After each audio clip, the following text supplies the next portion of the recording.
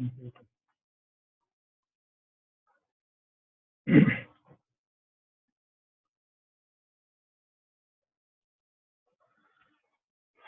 আমরা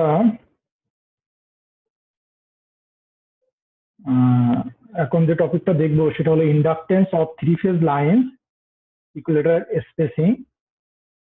তো equilateral spacing বলতে এখানে যেটা বোঝানো হচ্ছে যে তিনটা ফেজ যদি প্রতিটা ফেজ অন্য ফেজ থেকে কি থাকে, সেম ডিস্টেন্সে থাকে, হ্যাঁ, তো সেক্ষেত্রে আমরা ট্রান্সমিশন লাইনটাকে বলতে পারি ইকুইলেটারাল স্পেসিং। তো ইকুইলেটারাল স্পেসিং যদি ফর্ম হয় তো সেক্ষেত্রে ইন্ডাকটেন্স ক্যালকুলেশন করা প্রসিডিওরটা কেমন হবে, ইন্ডাকটেন্স ক্যালকুলেশন করার প্রসিডিওরটা কেমন হবে। এখানে দেখো যে কন্ডাক্টর এর সাথে ফ্লাক্স লিঙ্কেজ ক্যালকুলেশন কেমন হবে, অর্থাৎ ল্যামডা ইয়ে ফ্লাক্স লিঙ্কেজ। আমরা আগেই বলছি যে আমরা যদি ফ্লাক্স লিঙ্কেজ ক্যালকুলেশন করতে পারি কোনো পার্টিকুলার একটা কন্ডাক্টরের জন্য, তো সিমিলার ওয়েতে আমরা অন্য কন্ডাক্টরের জন্য ফ্লাক্স লিঙ্কেজ ক্যালকুলেশন করতে পারবো, এবং ফ্লাক্স লিঙ্কেজ ক্যালকুলেশন করতে পারলে আমরা ইন্ডাকটেন্স ক্যালকুলেশন করতে পারবো আর কি। ঠিক আছে, তো ইন্ডাকটেন্সের ক্যালকুলেশন করার ইম্পর্টেন্সটা কি, আমি ইন্ডাকটেন্স ক্যালকুলেশন করা শেষ হলো আমি সেটা বলবো আর কি, সিগনিফিকেন্সটা কি। ঠিক আছে, পাওয়ার সিস্টেমে তোমার পাওয়ার ট্রান্সফার করার জন্য ইন্ডাকটেন্স ক্যালকুলেশন করার সিগনিফিকেন্সটা কি সেটা বলবো। তো এখন এখানে কন্ডাক্টর এর সাথে ফ্লাক্স লিঙ্কেজ এর ইকুয়েশনটা কেমন হবে। আমরা প্রিভিয়াস যে ক্লাসগুলো দেখছি, যে ক্লাসগুলো আমরা করছি বা দেখছো, তো ওই ফর্মুলাগুলো এখানে রিপিট করা হবে, আর কিছুই না। হ্যাঁ, ওই ফর্মুলাগুলো এখানে রিপিট করা হবে। তো এখন এখানে তুমি যদি দেখো যে কন্ডাক্টরের সাথে ফ্লাক্স লিঙ্কেজ কি হবে, এই কন্ডাক্টরের মধ্য দিয়ে কারেন্ট ফ্লো করার কারণে এর ফ্লাক্স লিঙ্কেজ, এর নিজস্ব ফ্লাক্স লিঙ্কেজ মানে ফ্লাক্স সাথে হচ্ছে কি বি কন্ডাক্টর, আর সি কন্ডাক্টরের মধ্যে দিয়ে কারেন্ট ফ্লো করার কারণে যে হচ্ছে তোমার লিঙ্ক হবে ফ্লাক্সটা কার সাথে, এর সাথে। তার মানে বি কন্ডাক্টরের মধ্যে দিয়ে কারেন্ট ফ্লো করলে যে ফ্লাক্স তৈরি হবে সেটা যে এর সাথে লিঙ্ক থাকবে, সি কন্ডাক্টরের মধ্যে দিয়ে কারেন্ট ফ্লো করার কারণে যে ফ্লাক্সটা এর সাথে লিঙ্ক থাকবে, আর হচ্ছে কন্ডাক্টরের নিজস্ব ফ্লাক্স, তাই তো। তাহলে এই তিনটা টার্ম যদি আমরা অ্যাড করি তাহলে আমরা কন্ডাক্টরের ফ্লাক্স লিঙ্কেজ পাবো। Similarly B, similarly C. তো কন্ডাক্টরের জন্য ফ্লাক্স লিঙ্কেজটা ইকুয়েশনটা কি হবে সেটা দেখো এখানে। এখানে ফ্লাক্স লিঙ্কেজের ইকুয়েশনটা দেখো, lambda A is equal to 2 × 10⁻⁷। Conductor এর মধ্যে দিয়ে কারেন্ট যাচ্ছে হচ্ছে আই এ, অর্থাৎ I A current is flowing through the conductor A, লন 1/ds। 1/ds, ds মানে কি সেলফ ডিস্টেন্স। সেলফ ডিস্টেন্স মানে এখানে বোঝানো হচ্ছে কন্ডাক্টরের জন্য যে ডিস্টেন্সটা ক্রিয়েট হবে, এই ds এর ভ্যালুটা কি হয়, r1 × e⁻⁻1/4।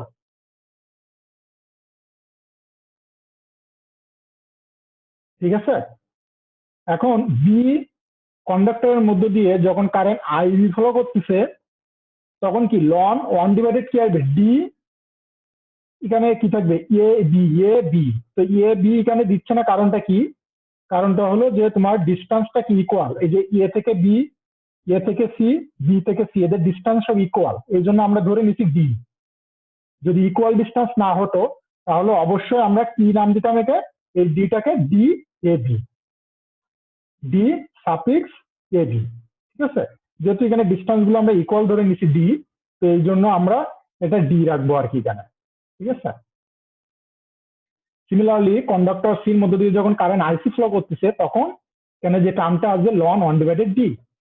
তো এটা হচ্ছে flux linkage weber turn per metre, এটা কন্ডাক্টর এর জন্য। Clear.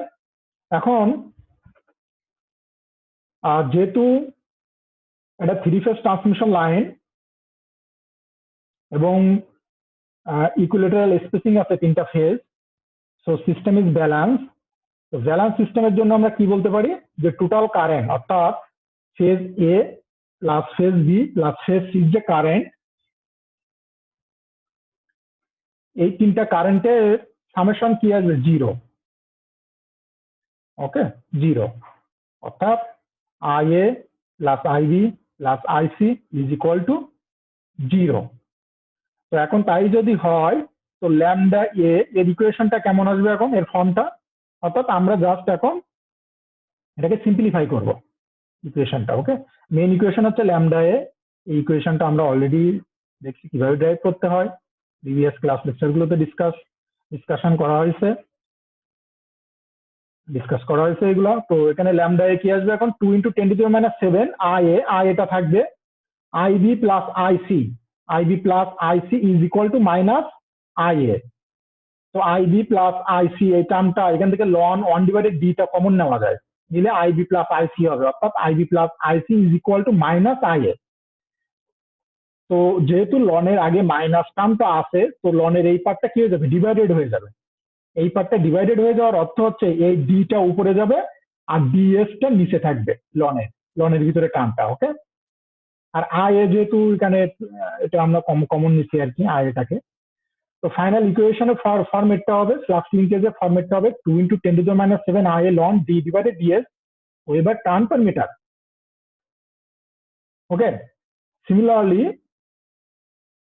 you will be able to calculate the flux linkage for conductor B and conductor C. ওকে, যখন ফ্লাক্স লিঙ্কেজ তুমি কন্ডাক্টর বি এর জন্য ক্যালকুলেশন করবা, তখন এখানে এটা IB হবে, আর এই যে ডিএস, এই ডিএসটা হবে হচ্ছে বি কন্ডাক্টরের জন্য। আমরা যদি এখানে অ্যাজিউম করে নিই যে কন্ডাক্টর গুলোর রেডিয়াস সেম, তিনটা যে কন্ডাক্টর আছে, তিনটা ফেজ এখানে আছে, এই তিনটা ফেজের ডায়ামিটার বা রেডিয়াস যদি সেম থাকে, তাহলে ডিএস প্রত্যেকটার জন্য সেম হবে, প্রত্যেকটা কন্ডাক্টরের জন্য সেম হবে, এবং ম্যাটেরিয়ালও সেম হতে হবে আর কি ডিএসটা।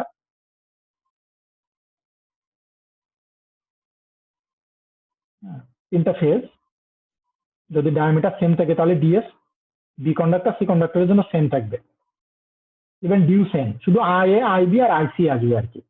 ওকে, তো সেক্ষেত্রে আমরা ইন্ডাকটেন্স, এ কন্ডাক্টরের জন্য ইন্ডাকটেন্সটা আমরা ক্যালকুলেশন করতে পারবো। এ কন্ডাক্টরের ইন্ডাকটেন্সটা কি হবে? এ কন্ডাক্টরের মধ্যে যে কারেন্ট যাচ্ছিল সেইটা দ্বারা কি ফ্লাক্স লিঙ্কেজকে ডিভাইডেড করতে হবে, তাহলে আমরা ইন্ডাকটেন্সটা পাবো। ওকে, এবং ইন্ডাকটেন্সের ইউনিটটা হচ্ছে কি হেনরি পার মিটার। তো এখন সিমিলারলি তুমি কি পাবা? বি কন্ডাক্টরের জন্য ইন্ডাকটেন্স LB পাবা, সি কন্ডাক্টরের জন্য ইন্ডাকটেন্স LC ক্যালকুলেট করতে পারবা। ঠিক আছে, ইকুয়েশনে তিনটা পাবো, এবং তিনটা যদি অ্যাড করি তাহলে আমরা তিনটা মানে 3 ফেজ ট্রান্সমিশন লাইন যদি ইকুইলেটারাল স্পেসিং হয়, তাদের টোটাল ইন্ডাকটেন্সটা আমরা পাবো। ঠিক আছে, তো এখানে বলা হচ্ছে because of symmetry the inductance of conductor B and C are the same as the inductance of conductor A. আমি যে কথাগুলো বললাম সেগুলো এখানে পরে এখানে একটা জাস্ট পয়েন্ট আউট করা হয়েছে। ঠিক আছে, পয়েন্ট আউট করা হয়েছে। সিমেট্রি কেন সিমেট্রি বলা হচ্ছে? ডিস্টেন্স গুলো সেম, তিনটা ফেজেরই ডিস্টেন্স। তো এই ইন্ডাকটেন্স ক্যালকুলেশনে কারো কোনো কোশ্চেন আছে কেন? যদি থাকে আমাকে বলতে পারো যে স্যার আমি এই কোয়েশনটা বুঝতেছি না, তাহলে আমি হয়তো বা প্রিভিয়াস লেকচারে আবার ব্যাক যাবো আর কি। তোমাদের কোনো কোশ্চেন আছে? কোনো অবজেকশন থাকলে বলো আর কি।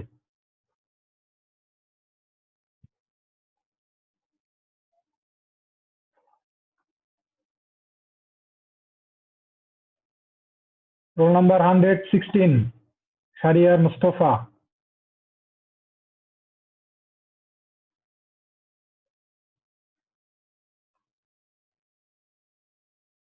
Roll number 116।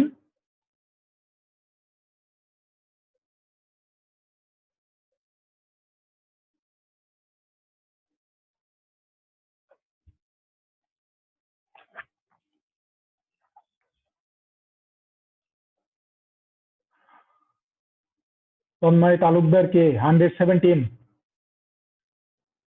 জি স্যার। হ্যাঁ, ক্লাস বোঝা যাচ্ছে? জি স্যার। আর শারিয়ার মুস্তফা কে? ও কথা বলতেছে না কেন? নাই নাকি? স্যার বুঝতেছি। আচ্ছা, আওয়াজ দাও, আওয়াজ না দিলে হবে কি করে? এমনিতেই তোমাদের দেখা যাচ্ছে না, আর এরপরে যদি আওয়াজ না দাও, আমি তো মনে করো যে আমি নিজে নিজেই মনে করো কথা বলতেছি নিজের সাথে আর কি, বুঝছো? না এখানে লজ্জা পাওয়ার কিছু নাই। কথা বলবো আর কি। আমি আগেই বলছি যে এখানে মনে করো যে আমরা জাস্ট ধরে নাও যে আমরা গল্প করতেছি আর কি, অনলাইনে, ঠিক আছে? এখানে জি স্যার। লজ্জা পাওয়ার কিছু নাই আর কি। যাই হোক, এখন এখানে দেখো তিনটা কন্ডাক্টর কি ছিল, যে তোমার ইকুইলেটারাল স্পেসিং ছিল, সেম ডিস্টেন্সে। এখন যদি তিনটা কন্ডাক্টর সেম ডিস্টেন্স মেনটেন না করে, অর্থাৎ আনইকুয়ালেটারাল স্পেসিং হয়, সেক্ষেত্রে ইন্ডাকটেন্স ক্যালকুলেশন কি এরকম স্টেপ ফরওয়ার্ড হবে? যেমন এখানে যে আমরা ইন্ডাকটেন্স ক্যালকুলেশন করছি খুবই স্টেপ ফরওয়ার্ড আর কি, একেবারে স্টেপ ফরওয়ার্ড। বাট যদি ডিস্টেন্সটা সেম না হয় তাহলে কি স্টেপ ফরওয়ার্ড হবে? হবে না, ঠিক আছে? স্টেপ ফরওয়ার্ড হবে না। তো এই জন্য স্টেপ ফরওয়ার্ড হবে না। তো এখানে একটা প্রবলেম ক্রিয়েট হবে যদি তোমার ডিস্টেন্সটা সেম মেনটেন না করা হয়। সে প্রবলেমটা হলো যে আনইকুয়ালেটারাল স্পেসিং যখন হবে, তখন ইন্ডাকটেন্স, প্রত্যেকটা ফেজের ইন্ডাকটেন্স কি হবে? আলাদা হবে না? আনইকুয়ালেটারাল স্পেসিং যদি হয়, আমরা একটা ম্যাথও দেখবো, বা তোমরা হাদিস সাদাতের একটা হাদিস সাদাতের বইয়ের একটা ম্যাথও দেখতে পারো, বা তোমার হচ্ছে ইয়ে আশফাক হোসেনের বইতেও আছে। যদি আনইকুয়ালিটি স্পেসিং না হয়, দেখা যায় যে phase phase B, phase C যে ইন্ডাকটেন্স হবে, সেই ইন্ডাকটেন্স গুলো ইকুয়াল থাকে না। ইকুয়াল যদি না থাকে, তাহলে সিস্টেমকে কি ব্যালেন্স রাখা পসিবল? মানে ভোল্টেজ ড্রপ কি তোমার আহ, প্রত্যেকটা সার্টেন একটা তোমার ডিস্টেন্সের পরে ভোল্টেজ কি সেম থাকবে ওই টার্মিনালে, যদি ইন্ডাকটেন্স সেম না থাকে? থাকবে না কিন্তু। ইন্ডাকটেন্স যদি প্রত্যেকটা ফেজের আলাদা হয়, তাহলে ভোল্টেজ ড্রপ আলাদা হবে, হলে কিন্তু তোমার ভোল্টেজটা তিনটা ফেজে কিন্তু কি থাকবে না? সেম থাকবে না। সেম থাকা মানে কি? থ্রি ফেজে আমরা সেম থাকা বলতে কি বুঝি? যে এবিসি সিকোয়েন্স যেটা ম্যাগনিচিউড সেম, মানে ম্যাগনিচিউড সেম থাকবে এবং তাদের মধ্যে অ্যাঙ্গেলের ডিফারেন্স যেটা 120 ডিগ্রি, এইটা থাকবে না। যদি না থাকে তখন আনব্যালেন্স হয়ে যাবে। আমরা চাইবো না আমাদের ট্রান্সমিশন সিস্টেমটা আনব্যালেন্স থাকুক। আনব্যালেন্স হলে অনেক প্রবলেম আছে আর কি, কারণ আমাদের লোড সব ব্যালেন্স।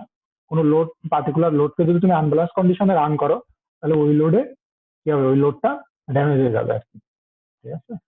হিটিং হবে, নয়েজ হবে। হ্যাঁ, সাপোজ একটা মোটর, একটা থ্রি ফেজ একটা মোটরকে তুমি যদি একটা আনব্যালেন্স সাপ্লাই যদি তুমি থ্রি ফেজ মোটরে অ্যাপ্লাই করো, তাহলে থ্রি ফেজ মোটরে নয়েজ হবে, তারপরে হচ্ছে তোমার টেম্পারেচার রাইজ করবে, হচ্ছে মোটর চলবে না, নষ্ট হয়ে যাবে, ড্যামেজ হয়ে যাবে, শর্ট সার্কিট হয়ে যাবে, বা দেখা যাচ্ছে তোমার খুলে যাবে মোটরটা। এই জন্য আমরা চাইবো আমাদের সিস্টেমটা অবশ্যই ব্যালেন্স থাকে আর কি। ওকে, আমাদের সিস্টেমটা ব্যালেন্স থাকলে আমাদের লোডের অ্যাকুরেসি, আমাদের ভোল্টেজও ব্যালেন্স থাকবে। সিস্টেমটা ব্যালেন্স রাখতে গেলে যে কাজটা করা হয় ট্রান্সমিশন লাইনে, সেটা হলো যে ট্রান্সপোজিশন করা হয়। Transposition cycle. সাইকেল মানে আমরা কি বুঝি? যে একটা নির্দিষ্ট টাইম পরে ওইটা আবার রিপিট হবে আর কি। একটা সার্টেন টাইম পরে আবার ওই একই জিনিস রিপিট হবে, এই রিপিটেশনটাকে আমরা বলি সাইকেল। ট্রান্সপোজিশন, এখন এখানে ট্রান্সপোজিশন কেন বলা হচ্ছে? ট্রান্সপোজ করা। অর্থাৎ এখানে ফিগার 4.1 তুমি যদি এই ফিগারটা দেখো, এখানে তোমার ক্লিয়ার হয়ে যাবে। ফার্স্টে দেখো কন্ডাক্টর এ, প্রথম ধরে নাও যে conductor A B C, conductor A conductor এর পজিশন অনে ছিল, কন্ডাক্টর বির পজিশন 2-তে, কন্ডাক্টর সির পজিশন 3-তে আছে। ফার্স্টে দেখো। সেকেন্ড অপশনে যদি তুমি যাও, সেকেন্ড, এই যে সেকেন্ড যেটা লেখা আছে এখানে, দেখো কন্ডাক্টর এ চলে গেছে কোন পজিশনে? 2-তে। হ্যাঁ, কন্ডাক্টর বি চলে গেছে হচ্ছে 3 পজিশনে, যেটা আগে 2-তে ছিল। কন্ডাক্টর সি দেখো 3 পজিশনে ছিল প্রিভিয়াস, বাট পরবর্তীতে ট্রান্সপোজ করে কোন পজিশনে গেছে? অন পজিশনে। এখন দেখো, এখনো কিন্তু সাইকেল কমপ্লিট হয় নাই। সাইকেলটা হচ্ছে কি, মানে ট্রান্সপোজিশন সাইকেলটা কি? রিপিট হওয়ার আগ পর্যন্ত। হ্যাঁ, এখনো রিপিট কিন্তু শুরু হয় নাই, ঠিক আছে? এরপরে দেখো কন্ডাক্টর সি 3 থেকে 1-এ গেল, এখন 1 থেকে কন্ডাক্টর সি কোথায় আসবে? 2-এ আসবে আর কি, পজিশন 2। কন্ডাক্টর এ 1 থেকে 2-তে গেছিল, এখন আসবে 3-তে। কন্ডাক্টর বি পজিশন 2-তে ছিল ফার্স্টে, সেকেন্ড আইসে হচ্ছে 3-এ, এরপরে চলে গেছে 1-এ, ঠিক আছে? এখন দেখো এরপরে কি হবে, এরপরে কন্ডাক্টর বি আবার 2 পজিশনে আসবে, কন্ডাক্টর এ আবার এ পজিশনে যাবে, কন্ডাক্টর সি আবার 3rd পজিশনে আসবে। তার মানে কি, পরে পরে যে কি হচ্ছে, এটা আবার রিপিট হয়ে যাচ্ছে। এই রিপিটেশনের আগ পর্যন্ত আমরা বলতেছি এটাকে ট্রান্সপোজিশন সাইকেল। এবং ট্রান্সপোজিশন করা হলে কি হবে, যে এই নির্দিষ্ট সাইকেল পর পর আমাদের ইন্ডাকটেন্সটা কি হবে, মানে সিস্টেমের ইন্ডাকটেন্সটা কি হবে, ট্রান্সমিশন লাইনের ইন্ডাকটেন্সটা সেম হবে। ইন্ডাকটেন্সটা যদি নির্দিষ্ট ট্রান্সপোজিশন করার পরে যদি সেম রাখা যায়, তাহলে আমাদের সিস্টেমটাও আমরা কি রাখতে পারবো, ব্যালেন্স রাখতে পারবো। ওকে, এই জন্য ট্রান্সপোজিশন করা হয়।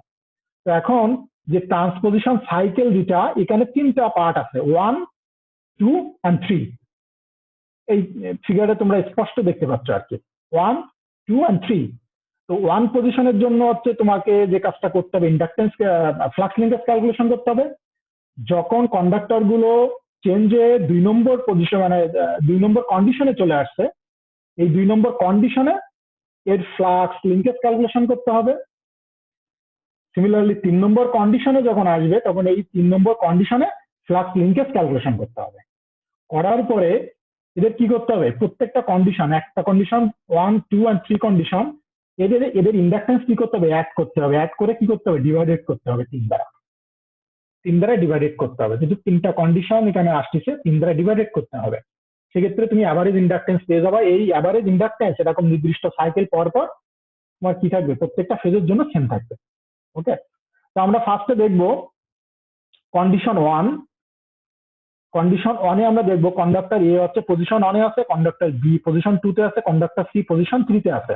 এখন দেখো, কন্ডাক্টর এ যদি পজিশন 1-এ থাকে, তো কন্ডাক্টর এর মধ্য দিয়ে যখন কারেন্ট ফ্লো করবে, কন্ডাক্টর বি এবং কন্ডাক্টর সির মধ্য দিয়ে যখন কারেন্ট ফ্লো করবে, তখন কন্ডাক্টর এর সাথে ফ্লাক্স লিঙ্কেজটা কি হবে। আমি আগেই বলছি, ফ্লাক্স লিঙ্কেজ মানে হচ্ছে টোটাল ফ্লাক্স। তো আমরা কন্ডাক্টর এর জন্য ফ্লাক্স লিঙ্কেজ ক্যালকুলেশন করবো। কন্ডাক্টর এর সাথে টোটাল ফ্লাক্সটা কি আসবে, ফর্মুলা দেখো একই, 2 × 10⁻⁷। তুমি যদি এই 4.51 ইকুয়েশনটা নাও দেখো, তুমি এখানে নিজের চিন্তা থেকেই তুমি বলতে পারবা কিভাবে ইকুয়েশনটা। 2 × 10⁻⁷, তারপরে কি আই এ লন 1/d/s।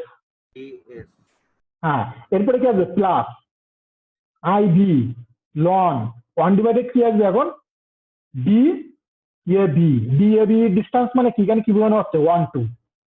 যেহেতু বিটা 2 নম্বর পজিশনে আছে, এই জন্য নাম দিচ্ছে 1, 2। ঠিক আছে, এরপরে তোমার প্লাস আই সি লন কি আসবে, সি এ। তো সি এ মানে হচ্ছে কি, এখানে পজিশন 1, 3, D13। এবং দেখো 4.51 ইকুয়েশনটা হচ্ছে এটা। ঠিক আছে, D12 E31। এখন কন্ডিশন 2-তে যাও। যখন কন্ডিশন 2 মানে কি, যে conductor A, conductor B, conductor C প্রথমে যে কন্ডিশন 1-এ যে পজিশনে ছিল, কন্ডিশন 2-তে এসে তাদের পজিশন চেঞ্জ হয়ে গেছে। এখন কন্ডাক্টর এ চলে আসছে 2 নম্বর পজিশনে, কন্ডাক্টর সি চলে আসছে 3 নম্বর, 1 নম্বর, কন্ডাক্টর বি চলে আসছে হচ্ছে 3 নম্বর পজিশনে। তাই যদি হয়, তাহলে এখন কন্ডাক্টর এর জন্য ফ্লাক্স লিঙ্কেজটা কি হবে, যখন কন্ডিশন 2-তে, তখন কন্ডাক্টর এর ফ্লাক্স লিঙ্কেজটা কি হবে। এখানে দেখো আই এ লন 1/ds, এটা তো কন্ডাক্টর এর জন্য ফিক্স থাকতেছে। এরপরে দেখো বি কন্ডাক্টরের মধ্যে দিয়ে যখন কারেন্ট ফ্লো হচ্ছে, তাহলে এদের ডিস্টেন্সটা কি হবে, এই বি কন্ডাক্টর থেকে এ কন্ডাক্টর। এখন বি কন্ডাক্টর কোন পজিশন আছে, 3 নম্বরে আছে, এ কন্ডাক্টর 2 নম্বরে আছে, তাহলে কি আসবে, 2, 3 বা 3, 2 বা 2, 3। ঠিক আছে, কন্ডাক্টর সির মধ্যে দিয়ে কারেন্ট ফ্লো করলে যে তোমার লিঙ্কেজটা হবে, লিঙ্ক হবে ফ্লাক্স এর সাথে, এ কন্ডাক্টরের সাথে। তো সেটা হবে হচ্ছে, এখন সি আছে কোন পজিশনে, 1 নম্বর পজিশনে, আর এ আছে হচ্ছে 2 নম্বর, তাহলে D12। দেখো D12। ঠিক আছে, সিমিলারলি কন্ডিশন 3-তে যখন যাবে, তখন কন্ডাক্টর এ চলে আসছে 3 নম্বর পজিশনে, কন্ডাক্টর সি আসছে 2 নম্বর, কন্ডাক্টর বি হচ্ছে 1 নম্বর। তাহলে এখন কন্ডাক্টর এর জন্য কি হবে, কন্ডিশন 3-এ ফ্লাক্স লিঙ্কেজটা ডিএস তো সেম, কন্ডাক্টর এর জন্য যেহেতু ডিএস সেম থাকবে। এখন যদি বি কন্ডাক্টর ধরো, তাহলে বি এখন 3 নম্বর, তাহলে 3, 1, আর সি আছে 2 নম্বর, তাহলে আসবে 2, 1। 3, 1 না, 3 না, এটা হচ্ছে 1, বি আছে 1, 1, 3, 2, 3। যদি থ্রিটা কনস্ট্যান্ট থাকতেছে, বি আছে 1 তাহলে 1 3 আর সি আছে 2 তাহলে 2 3, যে ডিসটেন্স 2 3 3 1 2 3। ঠিক আছে, আর কারেন্ট তো থাকবে, যে কন্ডাক্টরকে তুমি কনসিডার করতেছো কন্ডাক্টরের মধ্যে যে কারেন্ট যাচ্ছে সেটা তুমি এখানে কনসিডার করবে। ওকে, তো এখন দেখো এখানে ফ্লাক্স লিঙ্কেজ আমরা কয়টা পেলাম? 3টা। কারণ কি আমাদের এখানে 3টা কন্ডিশন ফুলফিল করলে একটা সাইকেল হবে। তাহলে আমরা টোটাল সাইকেলের জন্য ফ্লাক্স লিঙ্কেজটা আমরা ক্যালকুলেশন করলাম। তাহলে এখন টোটাল সাইকেলের জন্য ফ্লাক্স লিঙ্কেজটা কি হবে? 3টা সাম আপ করতে হবে, দেন ডিভাইডেড করতে হবে 3 দ্বারা। কিন্তু সাইকেলটা কমপ্লিট হচ্ছে 3টা পজিশন দিয়ে। তো 3টা পজিশনের ইন্ডাকটেন্স সাম করতে হবে, করে 3 দ্বারা ডিভাইডেড করতে হবে, তাহলে তুমি কি পাবে? অ্যাভারেজ ফ্লাক্স লিঙ্কেজটা পাবা। অ্যাভারেজ ফ্লাক্স লিঙ্কেজ, ঠিক আছে, এই যে 3 দ্বারা ডিভাইডেড করলাম। এখানে দেখো the average value of the flux linkage of A is, এটা 4.54। তুমি 3টা সাম আপ করার পরে 3 দ্বারা ডিভাইডেড করলে 4.54 পাবা। ঠিক আছে, এখানে এটা, এখানে আর বোঝার কিছুই নাই। এখন যেহেতু কন্ডাক্টর এর জন্য তুমি কনসিডার করতেছো, এখানে একটা বিষয় দেখো যে লনের ভিতরে টার্মটা দেখো কমন নেওয়া যায়। কমন নিলে কি থাকবে? I B plus I C into হচ্ছে কি লনের ভিতরে এই টার্মটা, তাহলে I B plus IC is equal to কি আসবে? Minus I A. কারণটা কি? এই ট্রান্সপোজিশনের পরে সিস্টেমটা ব্যালেন্স। তো সিস্টেমটা যদি ট্রান্সপোজিশনের পরে যদি ব্যালেন্স হয়, তাহলে তুমি কি লিখতে পারবা? IB plus IC is equal to minus I A. তো IB plus IC is equal to minus I A, এই ভ্যালুটা যদি 4.54 বসানো হয়, তাহলে ল্যামডা এর ইকুয়েশনটা সিম্পলিফাইড হবে 4.55। এবং এটা খুবই ইম্পর্টেন্ট একটা ইকুয়েশন, কারণ আমরা নেক্সট এর পরে যে স্লাইডটা দেখাবো সেখানে 4.55 ইকুয়েশনটা আসবে। এবং এখানে দেখো নিউমারেটরের টার্মটা কি হচ্ছে আর ডেনোমিনেটরের টার্মটা কি আছে। নিউমারেটরের টার্মটা দেখো ট্রান্সপোজিশন যদি করা হয়, তাহলে নিউমারেটরের টার্মটা দেখো √3 আসবে, d12 d23 d31। এটাকে আমরা ডি ইকুইভ্যালেন্ট বলতে পারি। আর ডিএস টা কি আসবে? ডিএস টা হচ্ছে তুমি যে কন্ডাক্টর কনসিডার করতেছো ওই কন্ডাক্টরের সেলফ ডিস্টেন্স। সেলফ ডিস্টেন্সটা r1 ইন্টু e⁻⁻1/4। r1 টা হচ্ছে তার রেডিয়াস আর e⁻⁻1/4 হচ্ছে কনস্ট্যান্ট টার্ম। এবং এটা আমরা দেখে আসছি, যখন কন্ডাক্টরের মধ্য দিয়ে কারেন্ট ফ্লো করে তখন ওই কন্ডাক্টরের কারণে যে ইকুয়েশনটা ফর্ম করবে সেটা লনের ভিতরে ইকুয়েশনটা কি থাকে? Loan 1/ds। এই ds টা হচ্ছে r1 into r into e⁻⁻1/4 ওই পার্টিকুলার কন্ডাক্টরের জন্য রেডিয়াস rটা, আর e⁻⁻1/4 টা মাল্টিপ্লাই হবে ওর সাথে। ঠিক আছে, তোমরা যদি এই যে ক্লাসগুলো নেওয়া হয়েছে এটা যদি তোমরা দেখে আসো তাহলে তোমরা বুঝতে পারছো আমার মনে হয়। দেখে না আসলেও এটা বাসায় দেখে নিতে হবে যে ডিএসটা কি। হ্যাঁ, তো সেলফ ডিস্টেন্স বা এটা, তো দেখো এখানে যেটা হলো যে ট্রান্সপোজিশন করার ফলে 4.55 এই নিউমারেটরে এই টার্মটা খুব ইম্পর্টেন্ট হয়ে গেছে, এই টার্মটা চেঞ্জ হয়ে যাচ্ছে d12 d23 d31। ঠিক আছে, ট্রান্সপোজিশন করলে এটা হবে। যদি আমরা ট্রান্সপোজিশন যদি আমাদের ডিস্টেন্সটা সেম থাকে, ইকুইলেটারাল যদি থাকে, তাহলে ইকুয়েশনটা কি ছিল? ডি, শুধুমাত্র এদের মধ্যে ডিস্টেন্সটা ছিল আর কিছুই না। বাট যখন ওদের ডিস্টেন্সটা কন্ডাক্টরের প্লেসমেন্টে যখন সেম না, মানে ফেজের প্লেসমেন্টটা ফেজ কন্ডাক্টর যখন একটা থেকে আরেকটা ডিস্টেন্স যখন সেম না, তখন এটা কি হয়ে যাবে? এটা চেঞ্জ হয়ে যে √3 হয়ে যাচ্ছে আর কি। প্রত্যেকটার মধ্যে ডিস্টেন্স √3 আর কি।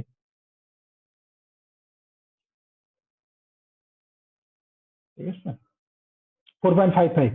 তো এখন অ্যাভারেজ ইন্ডাকটেন্স কি হবে? এটা তো ক্যালকুলেশন করতেই পারবা, জাস্ট আই এ দ্বারা ডিভাইডেড করলে হবে, যেটা আমরা এ কন্ডাক্টরের জন্য ইন্ডাকটেন্স ক্যালকুলেশন করবো। তাহলে এই কন্ডাক্টরের মধ্যে যে কারেন্ট ফ্লো করতেছে আই এ দ্বারা ডিভাইডেড করলে আমরা কি পাবো? এল এ পাবো আর কি। এল এ 4.56। সিমিলারলি আমরা কি পাবো? এল বি পাবো, এল বি পাবো, এল সি পাবো সিমিলারলি। এবং দেখো প্রত্যেকটা কন্ডাক্টরের জন্য ডি ইকুইভ্যালেন্ট সেম থাকবে। যদি ট্রান্সপোজিশন করা হয়েছে, আমি আগেই বলছি যেহেতু ট্রান্সপোজিশন করা হয়েছে, তাহলে অন্য ফেজের ইন্ডাকটেন্সও কি হবে? সেম হবে। অর্থাৎ বি এর জন্য যে তুমি ইকুয়েশনটা পাইছো, বির জন্য সেম ইকুয়েশন পাবা, সির জন্য সেম ইকুয়েশন পাবা। যদি প্রত্যেকটা ফেজে ইন্ডাকটেন্স সেম হয় তাহলেই তো আমাদের সিস্টেম ব্যালেন্স হবে, এবং এটাই তো আমাদের উদ্দেশ্য, ট্রান্সপোজিশন করা,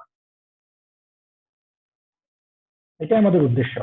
এবং এখানে হচ্ছে তোমার √3 ভিতরে যে টার্মটা আছে এটাকে ডি ইকুইভ্যালেন্ট হিসাবে আমরা ডেনোট করতেছি, এবং এই ইকুয়েশন 4.57। তো তোমরা চাইলে এই ইকুয়েশনটা অর্থাৎ 4.55 অথবা 4.56 4.57 এই তিনটা ইকুয়েশন নোট করে রাখতে পারো, কারণ এই তিনটা ইকুয়েশন আমাদের দরকার হবে আর কি। ঠিক আছে, নেক্সট স্লাইডে আমরা যখন টপিক নিয়ে আলোচনা করবো তখন এটা দরকার হবে, এটা লিখে রাখো এই তিনটা ইকুয়েশন।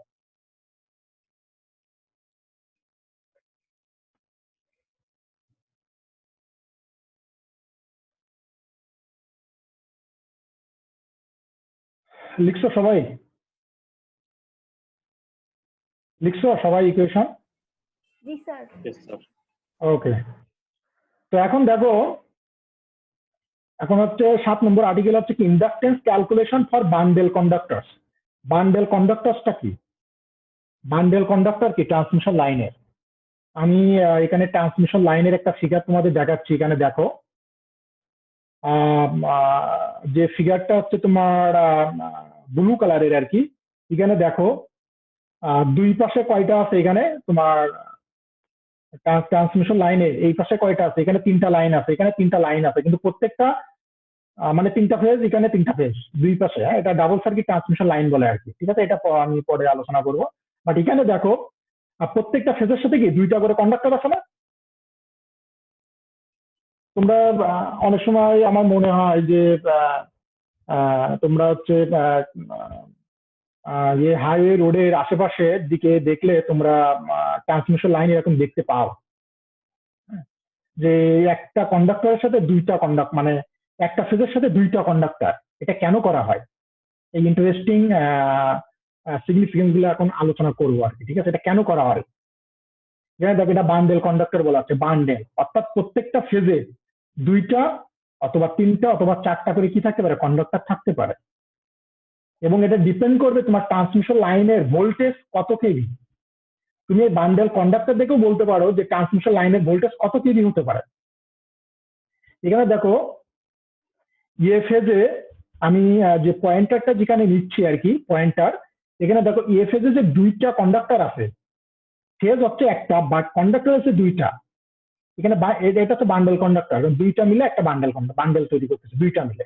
তো এখানে আরেকটা থাকতো, তিনটা মিলে একটা বান্ডেল। তো এক্সট্রা হাই ভোল্টেজ ট্রান্সমিশন লাইনের ক্ষেত্রে বান্ডেল কন্ডাক্টর ব্যবহার করা হয়। কেন করা হয় এটা আলোচনায় পরে আসবে। বাট এই ফিগার থেকে বুঝতে পারছো যে বান্ডেল কন্ডাক্টর কি। দেখো প্রত্যেকটা phase, A phase, B phase and C phase, প্রত্যেকটা ফেজের সাথে দুইটা করে কন্ডাক্টর আছে। এটাকে বলা হচ্ছে বান্ডেল কন্ডাক্টর। ওকে, এই একটা তোমার এ বি সি ফেজ, এই একটা ট্রান্সমিশন লাইন, এই একটা ট্রান্সমিশন লাইন, এটাকে বলা হচ্ছে ডাবল সার্কিট ট্রান্সমিশন লাইন। ওকে, এটা পরে আসছে যে ডাবল সার্কিট কেন হবে, আগে বান্ডেল কন্ডাক্টর তো একটা বান্ডেল, এটা বান্ডেল বলা হচ্ছে এই জন্য। তো এখানে দেখো ফিগার 4.13, এখানে পার্টিকুলার একটা ফেজের জন্য বান্ডেলটা দেখানো হয়েছে। অর্থাৎ আমরা যে ফিগারটা দেখলাম, এখানে ট্রান্সমিশন লাইনের যে ফিগারটা আমরা দেখলাম, এখানে ছিল কি দুইটা কন্ডাক্টর মিলে একটা ফেজ, দুইটা কন্ডাক্টর মিলে একটা ফেজ। ওকে, অর্থাৎ দুইটা কন্ডাক্টরকে আমরা বলতে পারি কি টু স্ট্যান্ড বান্ডেল, অর্থাৎ দুইটা কন্ডাক্টর মিলে একটা ফেজ। তিনটা কন্ডাক্টর মিলে একটা ফেজ অর্থাৎ থ্রি স্ট্যান্ড বান্ডেল। চারটা কন্ডাক্টর মিলে একটা ফেজ অর্থাৎ ফোর স্ট্যান্ড বান্ডেল। তো বান্ডেল যখন হবে তখন ইন্ডাকটেন্সের ক্যালকুলেশনটা কেমন হবে? ইন্ডাকটেন্স ক্যালকুলেশনটা কেমন হবে?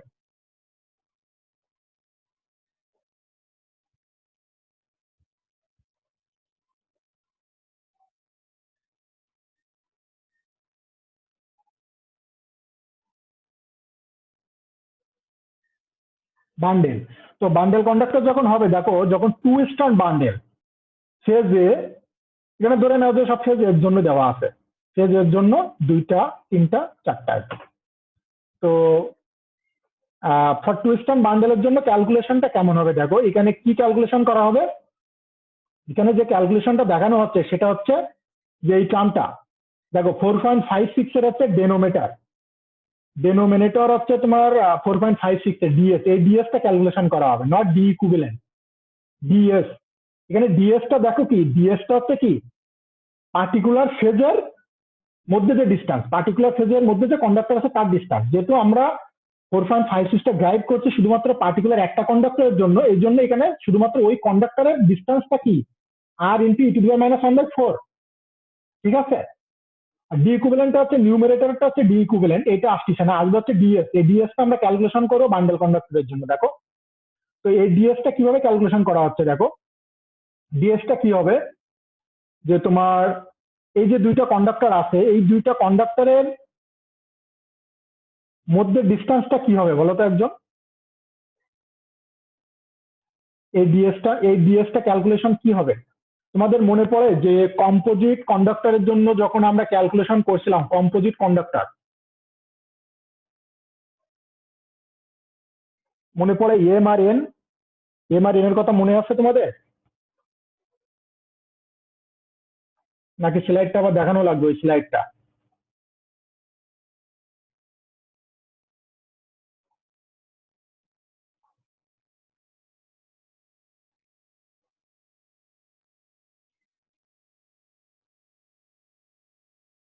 দেখো তো ফার্স্ট স্লাইডটা ওপেন হয়েছে কেন?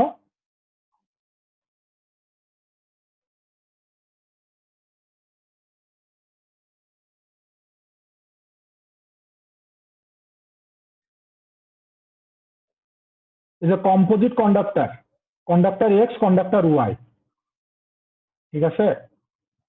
তো এখানে আমরা যেটা বলতেছি কি যে এই স্লাইডটা দেখা যাচ্ছে, দেখো তো এটা। না স্যার দেখা তো যাচ্ছে না স্যার না স্যার এখন দেখা স্যার যাচ্ছে এখন দেখা যাচ্ছে এখন দেখা যাচ্ছে স্যার ইয়েস স্যার আচ্ছা ওকে, এখন এখানে দেখো কন্ডাক্টর এক্স, ওখানে যে বান্ডেল কন্ডাক্টর ছিল আমরা বলছিলাম ফেজ এর জন্য, তাই তো? বা ফেজ বি বা ফেজ সি, যে কোনো পার্টিকুলার একটা ফেজের জন্য আর কি। তো ধরে নাও যে কন্ডাক্টর এক্স মানে কি, এখানে ধরে নাও যে ফেজ এক্স আর কি, মানে ফেজ এ। এবং ফেজ এর মধ্যে কয়টা কন্ডাক্টর আছে? দুইটা কন্ডাক্টর আছে, দুইটা আছে, তিনটা থাকতে পারে, চারটা হতে পারে আর কি। তো আমরা দুইটার জন্য আগে দেখি, দুইটার জন্য যে প্রসিডিওরটা হবে তিনটা চারটার জন্য সেম হবে। এখন দেখো কন্ডাক্টর এক্স, এর মধ্যে দুইটা কন্ডাক্টর আছে, অর্থাৎ ফেজ এতে দুইটা মানে দুইটা স্ট্যান্ড আছে। তো এ আর বি ধরে না, তাহলে এ আর বি যদি হয়, তো এ আর বির জন্য তোমার ডেনোমিনেটরের ক্যালকুলেশনটা কেমন ছিল এখানে? দেখো তো ডেনোমিনেটরের ক্যালকুলেশনটা কেমন ছিল 4.43 তে। যে এ আর বি ধরে নাও, এ আর বি দুইটা স্ট্যান্ড, তো কি থাকবে এখানে? ডি এ, এরপরে কি ডি এ বি হবে, এ সি, সি আর আসবে না, সি কন্ডাক্টর নাই, তাহলে D A into D A B একটা কমপ্লিট হলো। এরপরে আবার তুমি কি বির জন্য করবা বি, সেক্ষেত্রে কি হবে? D B A, D B B.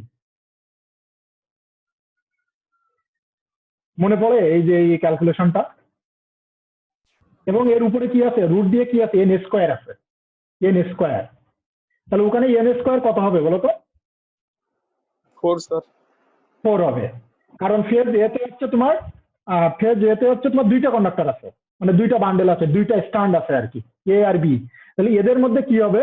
এদের মধ্যে ডিস্টেন্স, অর্থাৎ D A D A B, যখন তুমি এ কন্ডাক্টরের জন্য করবা তখন কি D A D A B, B কন্ডাক্টরের যখন ধরবা তখন কি D B B D A B.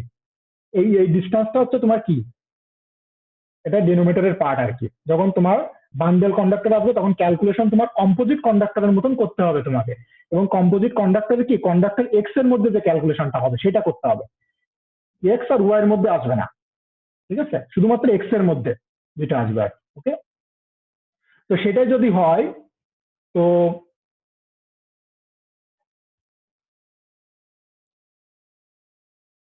এখানে এই কাজটাই করা হয়েছে। দেখো এই যে 4.58, খাতার কলমে তুমি 4.58 ইকুয়েশনটা নিজের মতন করে তুমি লিখতে পারো। এখানে দেখো এন স্কোয়ার মানে কি, এন এর ভ্যালু কত? 2, মানে কন্ডাক্টর এক্স এর মধ্যে কয়টা কন্ডাক্টর আছে? দুইটা, দুইটা স্ট্যান্ড আর কি, এই জন্য কি 2, তাহলে 2 স্কোয়ার মানে কি 4 হয়ে গেছে। রুট, এরপরে দেখো ডিএস কয়বার আসবে এখানে, যেহেতু এই যে বান্ডেল কন্ডাক্টরের রেডিয়াস সেম, মানে ডায়ামিটার সেম, এই জন্য কি আসবে ডিএস ইন্টু, মানে ডিএ মানে কি ডিএস, ডিবিবি মানে কি সেটাও ডিএস, কারণ কি এটা হচ্ছে ডায়ামিটার বা রেডিয়াস সেম আর কি, বুঝতে পারছো? এই জন্য ডিএস ইন্টু ডিএস। আর এদের মধ্যে ডিস্টেন্স কত? ডি, এ থেকে বির মধ্যে ডিস্টেন্স ডি, বি থেকে এর মধ্যে ডিস্টেন্স ডি, তাহলে দুইবার মাল্টিপ্লাই হচ্ছে, সেক্ষেত্রে কি হয়ে যাবে? এটা ডিএস ইন্টু ডি স্কোয়ার হয়ে যাবে, এবং স্কোয়ার আর 4 রুট দেওয়া আছে, তাহলে এটা কি হয়ে যাবে? Ultimately DS into D root আসবে আর কি। এবং এটা হচ্ছে 4.58, এবং এই ক্যালকুলেশনটা অ্যাপ্লাই করতে হবে হচ্ছে 2 স্ট্যান্ড বান্ডেলের জন্য আর কি, ফর 2 স্ট্যান্ড বান্ডেল, ঠিক আছে?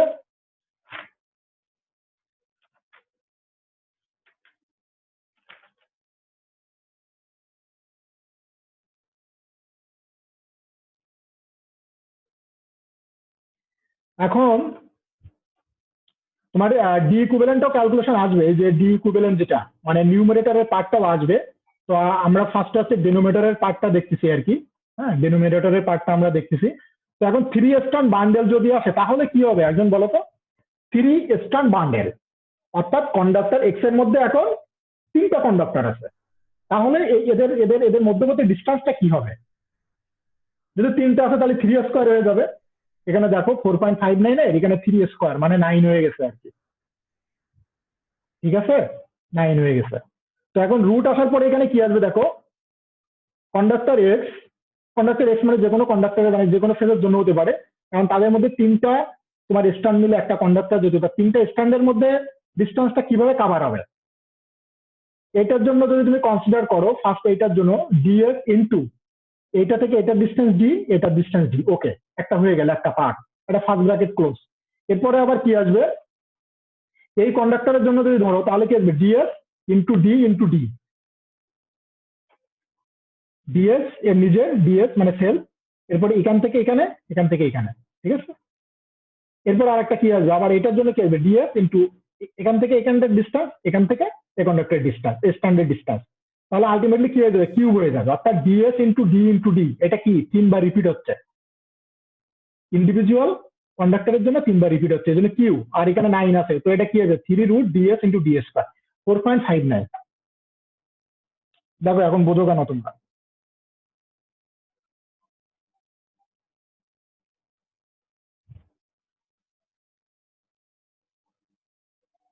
বুঝতে পারছো? জি স্যার।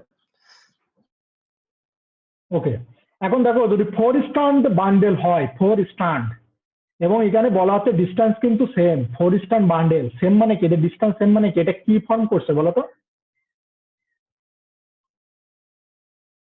স্কয়ার। এটা একটা স্কোয়ার না, একটা স্কোয়ার ফর্ম করছে। হ্যাঁ, একটা স্কোয়ার ফর্ম করছে, 4টা স্ট্যান্ড মিলে একটা স্কোয়ার ফর্ম করছে, প্রত্যেকটা বাহু হচ্ছে কি সেম।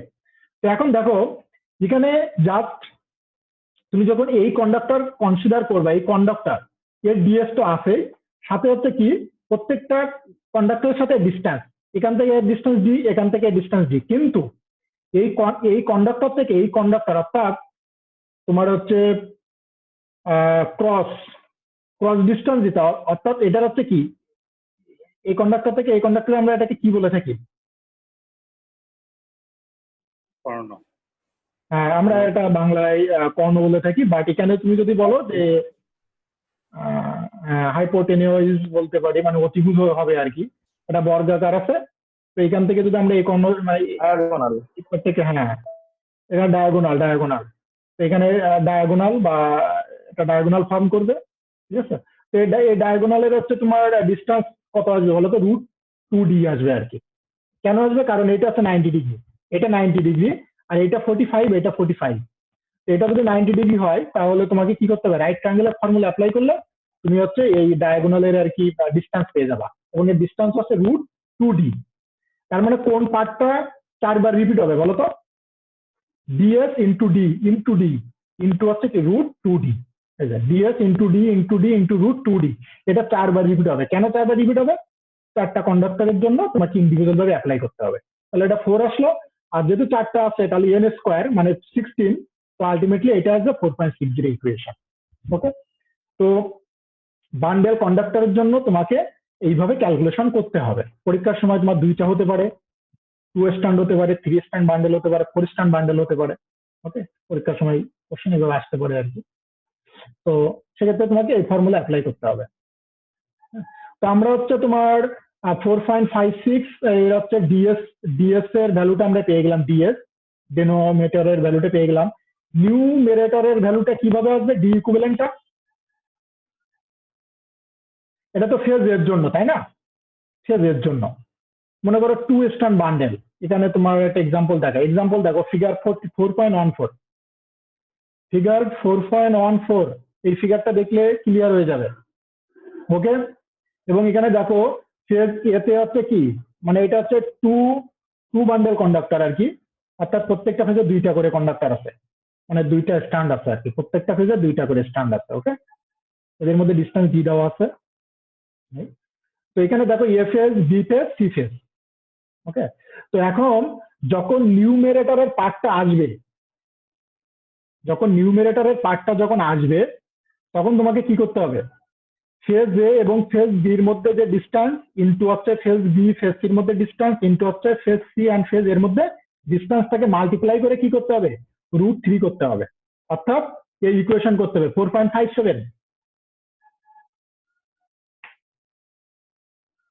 4.57 ইকুয়েশন অ্যাপ্লাই করতে হবে, বুঝতে পারছো?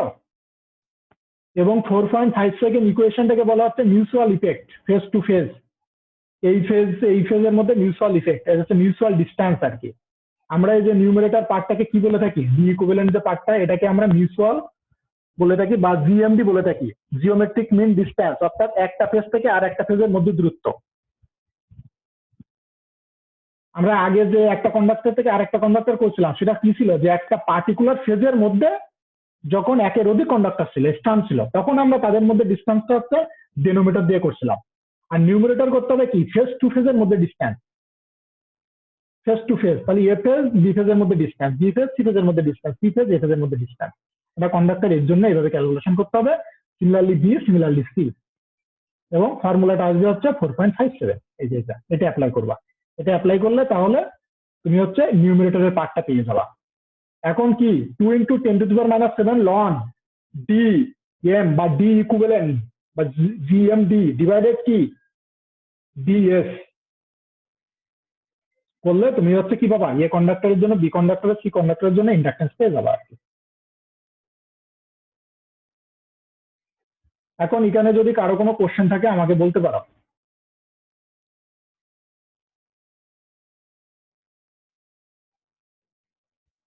এই যে 4.5 এই ইকুয়েশনটা, 4.5 এর জন্য যে তোমার নিউমারেটর আর ডেনোমিনেটরের যে ইকুয়েশনটা আসবে, ডিস্টেন্সের ইকুয়েশন লিখতে পারবা তো? যদি লিখতে না পারো আমাকে এখানে কোশ্চেন করো।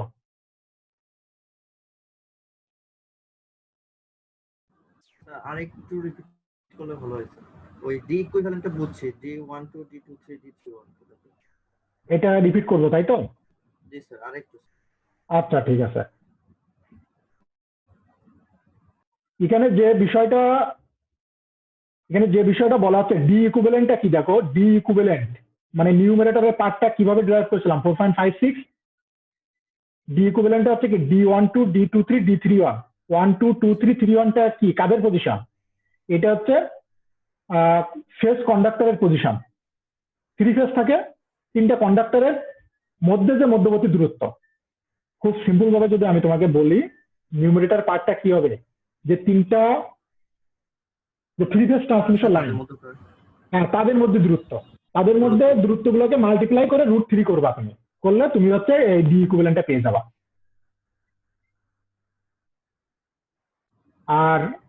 আর যদি এরকম হয় যে তোমার পার্টিকুলার একটা ফেজে 2টা স্থান বা 3টা স্থান বা 4টা স্থান যদি হয়, তাহলে তোমার ডিএস এর ক্যালকুলেশনটা কি হবে, ডিএস এর ক্যালকুলেশনটা ওই যে কম্পোজিট কন্ডাক্টরের যে এন স্কোয়ার যে টার্মটা দিয়ে আমরা ক্যালকুলেশন করছিলাম ওইটা করতে হবে, যেটা আমি প্রিভিয়াস লেকচার তোমাদের প্রিভিয়াস স্লাইডটা আমি ওপেন করে তোমাদের দেখাইছি আর কি।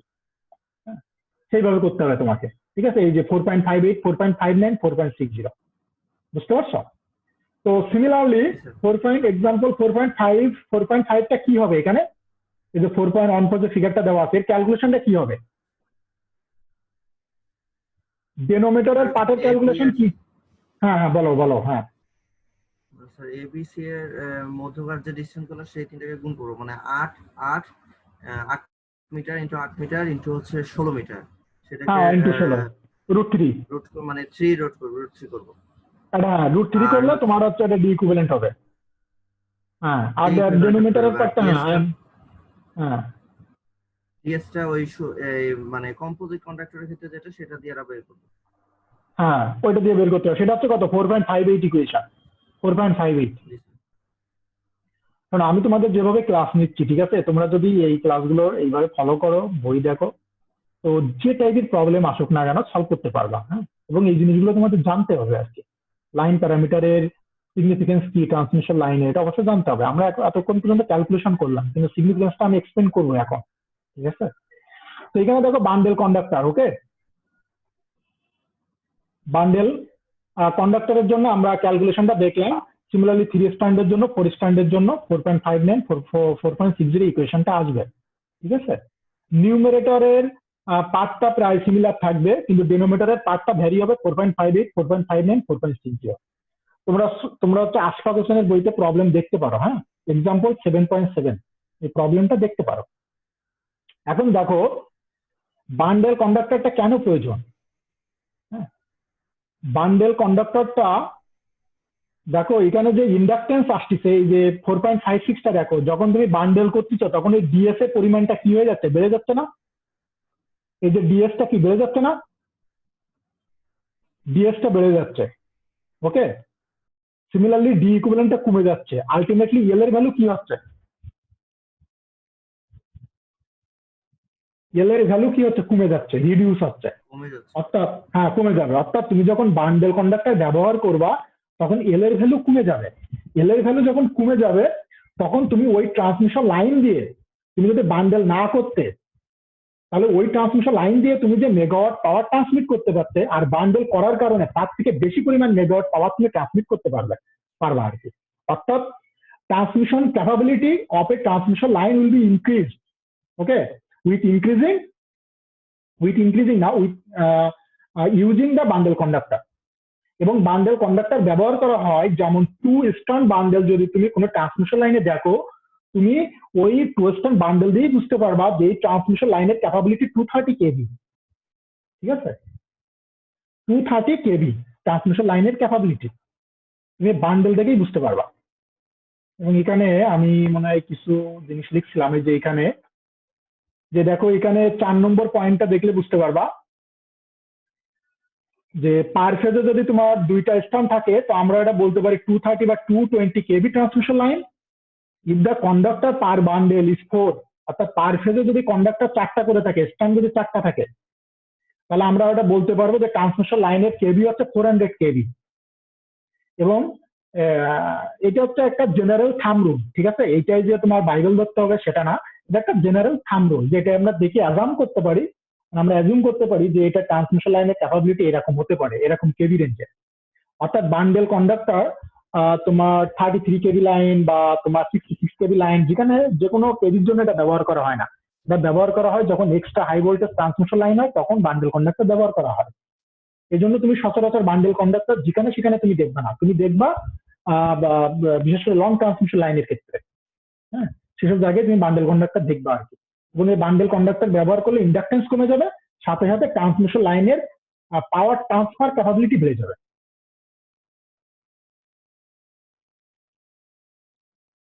এবং শুধু এইটা না, এর আরেকটা বিগ অ্যাডভান্টেজ হলো যে যখন তুমি বান্ডেল ইউজ করবে তখন potential gradient on the conductor এটা রিডিউস হয়ে যাবে আর কি। পটেনশিয়াল গ্রাডিয়েন্টটা রিডিউস হয়ে যাবে। পটেনশিয়াল গ্রাডিয়েন্টটা কি? আসলে ভোল্টেজ পার সেন্টিমিটার। এটাও তোমার ইয়ারে ভোল্টেজ পার সেন্টিমিটারটা রিডিউস হয়ে যাবে। এর ফলে করোনা লসটা রিডিউস হয়ে যাবে আর কি, সিস্টেমের লসটাও রিডিউস হয়ে যাবে। ওকে, কারণ যখন তুমি ট্রান্সমিশন লাইনটা যখন বেশি কেভির জন্য ব্যবহার করবা তখন ইয়ারটা কিন্তু সহজে আয়োনাইজ হয়ে যেতে চাবে আর কি। যত কেভি তুমি অ্যাপ্লাই করবা ইয়ারে, ইয়ার তত কি আয়োনাইজ হয়ে যাবে না? এই জন্য ওই কেভি যত রেঞ্জটা বাড়বে তখন তোমার বান্ডেল কন্ডাক্টর ব্যবহার করলে ওই স্ট্রেসটা মানে তোমার পটেনশিয়াল গ্রাডিয়েন্টের স্ট্রেসটা অন দ্য ইয়ার, হ্যাঁ, ইয়ারের উপরে তোমার পটেনশিয়াল গ্রাডিয়েন্টের স্ট্রেসটা কমে যাবে। ফলে তোমার ইয়ারটা আয়োনাইজ হবে না, মানে ওইভাবে আয়োনাইজ হবে না, আয়োনাইজেশনের পরিমাণ কমে যাবে। ফলে তোমার ওখানে পাওয়ার লসটা কমে যাবে। এবং আমরা যে তোমার ভায়োলেট গুলো বা হিসিং নয়েজ, যে ভায়োলেট গুলো আমরা দেখি অনেক সময়, আগুনের যে গোলা দেখি আর কি ট্রান্সমিশন লাইনের মানে লাইনের আশেপাশে, ওটা হচ্ছে কি লস হয়ে যায়, আসলে আলটিমেটলি পাওয়ার লস হয়। ঠিক আছে, আলটিমেটলি পাওয়ার লস হয়। তো এইটা হচ্ছে সিগনিফিকেন্স ছিল যে তোমার বান্ডেল কন্ডাক্টর কেন ব্যবহার করব। হ্যাঁ, খুবই সিগনিফিকেন্ট একটা পার্ট আর কি ছিল আর কি। তো এখন দেখো যদি ইন্ডাকটেন্স এল এর পরিমাণ কমে যায় তাহলে ট্রান্সমিশন লাইনের যে পাওয়ার ফ্যাক্টর সেটা কি হবে, বাড়বে না কমবে?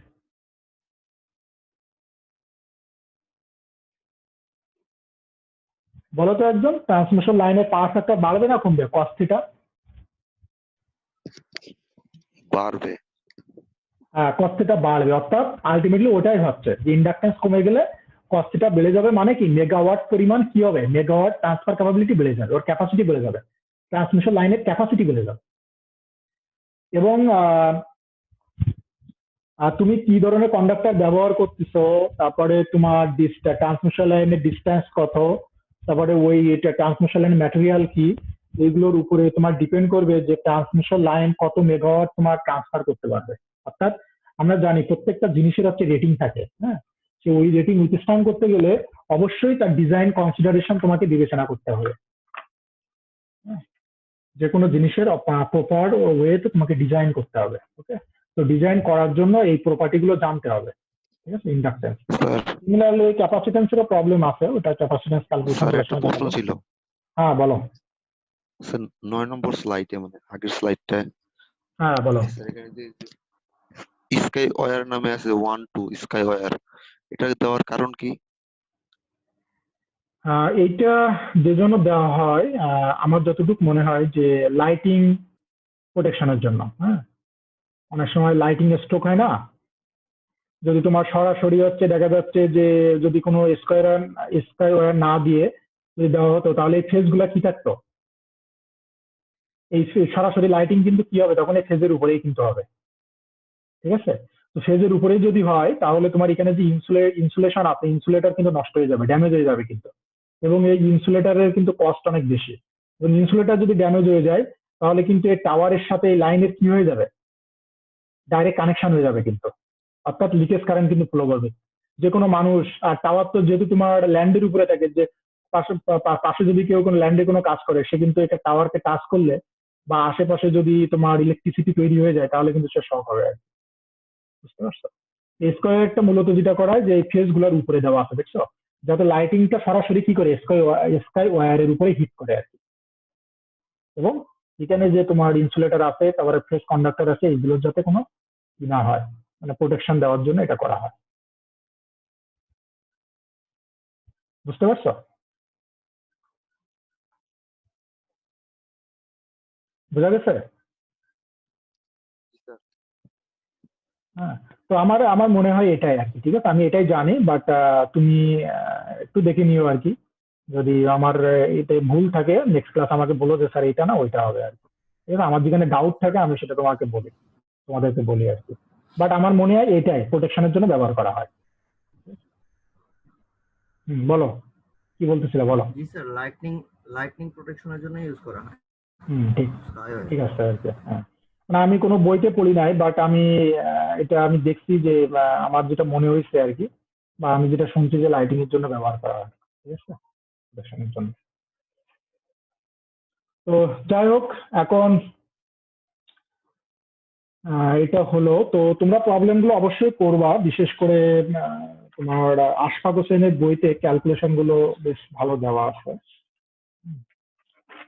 এটা দেখবা। এরপরে বান্ডেল কন্ডাক্টে আরেকটা সুবিধা আছে, সেটা হলো ইন্টারফারেন্স রিডিউস করে। ইন্টারফারেন্স অর্থাৎ পাশে যদি কোনো কমিউনিকেশন লাইন থাকে তাহলে কমিউনিকেশন লাইনের সাইড দিয়ে দেখা যাচ্ছে যে তোমার যে কন্ডাক্টর নিয়ে যাওয়া হয় ট্রান্সমিশন লাইনে সেটা হচ্ছে বান্ডেল থাকে, কারণ ওটা ইন্টারফারেন্সটাকে রিডিউস করে, বুঝতে পারছো। ইন্টারফারেন্স হয় অনেক সময় ট্রান্সমিশন লাইনের সাথে, অনেক সময় ইন্টারফারেন্স হয়। ইন্টারফারেন্স হলে কি হবে, কথাগুলো কি আসবে, নয়েজি। তুমি যদি কারোর সাথে কথা বলো সেটা হচ্ছে তুমি নয়েজ শুনতে পাবা কথার সাথে আর কি, ঠিক আছে? তো যাই হোক, এখন আসবে inductance of double circuit single phase line. Inductance of double circuit single phase line. এখন কথা হলো যে ডাবল সার্কিট ট্রান্সমিশন লাইন কেন ব্যবহার করা হয়, ডাবল সার্কিট ট্রান্সমিশন লাইন। এবং এখানে যে ফিগারটা দেখানো হয়েছে এখানে তোমার ব্লু কালারের এবং এই পাশে যে ব্ল্যাক কালারের যে ফিগার, হোয়াইট ব্ল্যাক, তো এখান থেকেই তোমরা দেখতে পাচ্ছ যে টাওয়ারের দুই পাশে কি আছে, যে তোমার দুইটা সার্কিট আছে। ওকে, এখানে এবিসি, এই লেফট সাইডের এবিসি মিলে আমরা বলতেছি একটা সার্কিট, আর রাইট সাইডের এবিসি মিলে মানে তিনটা ফেজ মিলে আমরা বলতেছি আর একটা সার্কিট। এটাকে বলা হচ্ছে ডাবল সার্কিট, নাম হয়েছে এই জন্য ডাবল সার্কিট। তিনটা ফেজ মিলে একটা সার্কিট, এই তিনটা ফেজ মিলে একটা circuit, double circuit transmission line. এখানে বলা হচ্ছে single phase line. Single phase যদি হয় তাহলে বি ফেজ সি ফেজ থাকবে না, ঠিক আছে, শুধু এ থাকবে আর শুধু এফএস থাকবে আর কি, শুধু এফএস, শুধুমাত্র এফএস থাকবে। এটা যদি ফেজ এ হয় কি স্মল লিটারের, এখানে ফেজ এ প্রাইম থাকবে বা ফেজ ক্যাপিটাল লিটারের এ থাকবে আর কি। সিমিলারলি রিটার্ন কন্ডাক্টর থাকবে কি বি, রিটার্ন কন্ডাক্টর বি থাকবে, বি প্রাইম। যদি সিঙ্গেল ফেজ লাইন হয় তাহলে এ প্রাইম মিলে একটা ফেজ, মানে এ প্রাইম মিলে ফেজ গ্রুপ, ফেজের মধ্যে গ্রুপ, আর বি প্রাইম মিলে হচ্ছে নিউট্রালের মধ্যে গ্রুপ, মানে রিটার্ন কন্ডাক্টরের মধ্যে গ্রুপ আর কি। ঠিক আছে, যদি সিঙ্গেল ফেজ হয়, এখানে সিঙ্গেল ফেজটা দেখানো হয় না, কারণ আসলে ডাবল সার্কিট ট্রান্সমিশন লাইন আমি সিঙ্গেল ফেজ দেখি নাই, আমার চোখে হচ্ছে তোমার 3 ফেজ গুলা পড়ছে। হ্যাঁ, এবং ডাবল সার্কিট কেন ব্যবহার করা হয়? ডাবল সার্কিট আর ইউজড হয় greater reliability is needed. Reliability মানে কি, যে মানে কোনো কারণে যদি তোমার ট্রান্সমিশন লাইনে প্রবলেম হয় কোনো একটা পার্টিকুলার সাইটে, অর্থাৎ মনে করো এই লেফট সাইডে কোনো প্রবলেম হলো, তাহলে তুমি কি রাইট সাইডের এই সার্কিট দিয়ে তুমি কি করতে পারবা, পাওয়ার ট্রান্সফার কন্টিনিউ করতে পারবা, অর্থাৎ কোনো ধরনের কি লোডশেডিং ছাড়াই তুমি কন্টিনিউ করতে পারবে। ঠিক আছে, এই জন্য এটাকে বলা হচ্ছে রিলায়েবিলিটি, মানে বিশ্বাসযোগ্যতা, যে ট্রান্সমিশন লাইন কতটুকু বিশ্বাসযোগ্য যখন কোনো সমস্যা হবে। তো সেই রিলায়েবিলিটিটাকে বাড়ানো যেতে পারে ডাবল সার্কিটের মাধ্যমে। এরপরে তো যেহেতু double circuit transmission line, obviously power transfer capability অবশ্যই বাড়বে, কারণ এই সার্কিট যদি তোমার 250 মেগাওয়াট ক্যারি করে, তাহলে এই সার্কিটও কি তোমার 250 মেগাওয়াটও ক্যারি করবে, অর্থাৎ আলটিমেটলি 500 মেগাওয়াট তুমি ক্যারি করছো। ঠিক আছে, দুইটা সার্কিট দিয়ে, তো পাওয়ার ট্রান্সফার ক্যাপাবিলিটি অবশ্যই বাড়বে। হ্যাঁ, এবং এখানে যেটা বলা হচ্ছে যে আরেকটা বিষয়, রিলায়েবিলিটির একটা প্রশ্ন তো অবশ্যই আছে, কিন্তু এইটা ছাড়াও আরেকটা বিগ অ্যাডভান্টেজ আছে ডাবল সার্কিট ট্রান্সমিশন লাইনের, সেটা হলো যে মনে করো যে তুমি হচ্ছে এই লেফট সাইড দিয়ে 250 মেগাওয়াট নিচ্ছ, এই সাইড দিয়ে 250 নিচ্ছ, তুমি বলতে পারো যে স্যার আমি 250 এই 500 মেগাওয়াট আমি হচ্ছে একটা সার্কিট দিয়ে নিব, আমি ডাবল সার্কিট নিলে তো আমার মানে হচ্ছে কেবল মানে ট্রান্সমিশন লাইনের কন্ডাক্টর তো আমার বেশি লাগতেছে, আমি 500 মেগাওয়াটটা আমি হচ্ছে একটা সার্কিট দিয়ে নিব। তো আসলে 500 মেগাওয়াট তুমি যদি একটা সার্কিট দিয়ে নাও, তাহলে এখানে বেশ প্রবলেম আছে, একটা হচ্ছে রিলায়েবিলিটি প্রবলেম তো হবেই, আর একটা হচ্ছে কি তোমার কন্ডাক্টর কি অনেক মোটা লাগবে না, কন্ডাক্টরের ডায়ামিটার কিন্তু অনেক মোটা লাগবে, আলটিমেটলি কি হয়ে যাবে তোমার ওটাকে স্যাগ করে দিতে হবে, কিন্তু তার মানে অনেক স্যাগ হয়ে যাবে আর কি, স্যাগ হলে কিন্তু তোমার ট্রান্সমিশন লাইন লস বেড়ে যাবে আর কি। মানে ট্রান্সমিশন লাইন লস মানে কি, স্যাগ হয়ে গেলে কিন্তু কন্ডাক্টর ম্যাটেরিয়াল বেশি লাগবে, স্যাগ হলেও কিন্তু কন্ডাক্টর ম্যাটেরিয়াল বেশি লাগবে, কারণ তুমি যদি ওটাকে যদি এক্সটেন্ডটা বাড়াতে চাও তাহলে কিন্তু কন্ডাক্টর আবার ব্রেকডাউন হয়ে যাবে, স্যাগ হয়ে গেলে কন্ডাক্টর কি হয়ে যাবে, বেশি স্যাগ হয়ে গেলে কন্ডাক্টর ব্রেকডাউন হয়ে যাবে আবার। হ্যাঁ, তো এরকম প্রবলেম আছে বেশ কিছু আর কি। এরপরে তোমার হচ্ছে ইন্ডাকটেন্সের পরিমাণ কি হবে, ইন্ডাকটেন্সের পরিমাণ বেড়ে যাবে, ইন্ডাকটেন্সের পরিমাণ বেড়ে গেলে কি হবে, যে তুমি আলাদা করে দুইটা সার্কিট করলে যে পাওয়ার ট্রান্সফার করতে পারবে, আবার দুইটা সার্কিট মিলে একটা সার্কিট করলে সেম পরিমাণ পাওয়ার সে ট্রান্সফার করতে পারবে না। বুঝতে পারছো, সেটা আমরা বান্ডেল কন্ডাক্টর দিয়ে দেখছি আর কি।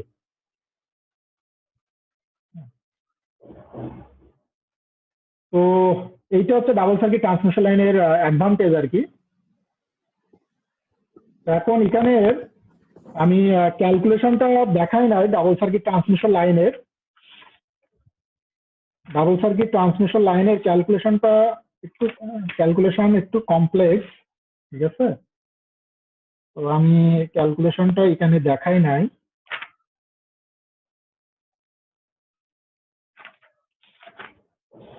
কিন্তু কমপ্লেক্স হলেও তুমি যদি ক্যালকুলেশনের সিস্টেমটা জানো তাহলে অনেক ইজি হয়ে যাবে আর কি। হ্যাঁ,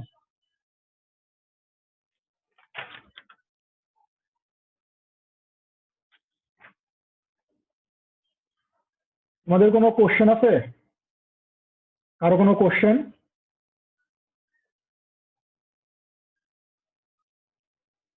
তোমাদের কোশ্চেন থাকলে আমাকে জিজ্ঞাসা করতে পারো, আমি অ্যান্সার দিব। এই ট্রান্সমিশন লাইন নিয়ে কারো যদি কোনো কোশ্চেন থাকে বলতে পারো।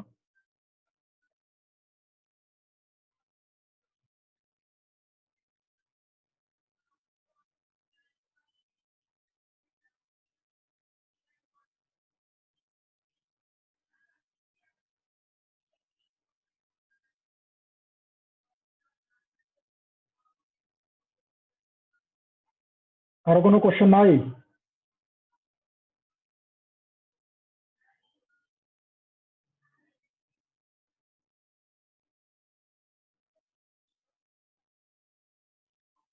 আমি ক্যালকুলেশনটা তোমাদের দেখাচ্ছি এখনই আর কি।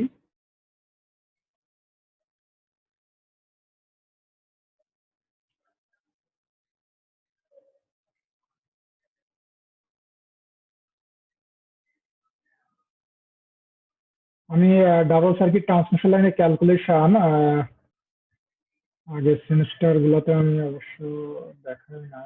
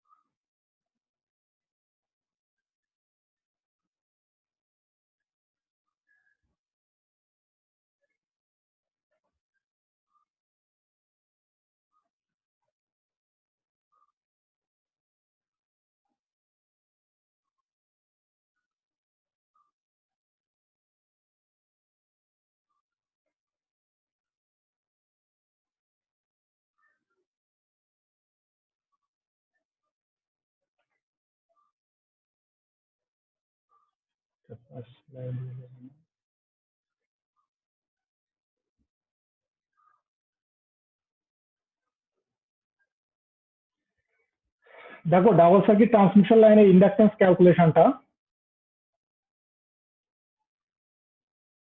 তো এই ক্যালকুলেশন করতে গেলে তোমাকে ফার্স্টে কিছু অ্যাজাম্পশন বা কিছু রুলস তোমাকে অ্যাপ্লাই করতে হবে। সেটা হলো মানে কন্ডাক্টরদের মধ্যে গ্রুপ করে নিতে হবে, বুঝছো?